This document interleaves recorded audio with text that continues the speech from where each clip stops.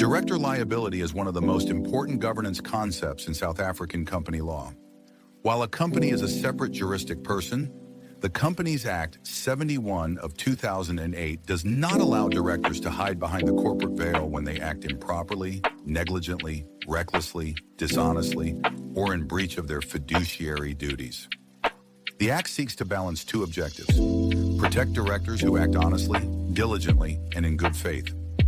Hold directors accountable when they abuse their position or fail to discharge their duties properly. Before liability can arise, there is usually a breach of the duties imposed by Section 76. Section 76 requires directors to A. Act in good faith. Directors must act honestly and in the best interests of the company. B. Act for a proper purpose. Powers must be exercised for legitimate corporate purposes. C. Avoid personal gain.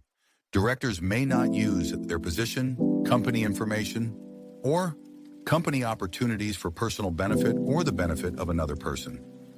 D. Exercise reasonable care, skill, and diligence. Directors are expected to demonstrate the level of skill reasonably expected from a person carrying out their functions. The standard is partly objective and partly subjective. What would a reasonable director have done? What special expertise does this director possess? 3. What causes directors to become personally liable?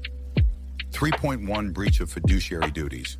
A director becomes liable when they place personal interests above company interests, divert business opportunities, misuse confidential information, fail to disclose conflicts of interest, act dishonestly. These breaches often result in personal liability under Section 77. 3.2 Failure to disclose interests. Section 75. Directors must disclose personal financial interests in matters before the board. Examples include awarding contracts to companies owned by relatives, approving transactions where the director has a hidden interest, participating in decisions despite conflicts. 3.3 Reckless trading. Section 22. A company may not conduct business recklessly, with gross negligence, with intent to defraud creditors, for a fraudulent purpose. A director who knowingly allows such conduct may become personally liable. This is particularly relevant when a company is financially distressed, but directors continue trading while knowing the company cannot meet its obligations. 3.4 Acting without authority. A director is liable where he or she purports to bind the company, signs contracts, authorizes transactions, while knowing they lack authority to do so. 3.5 Fraudulent conduct.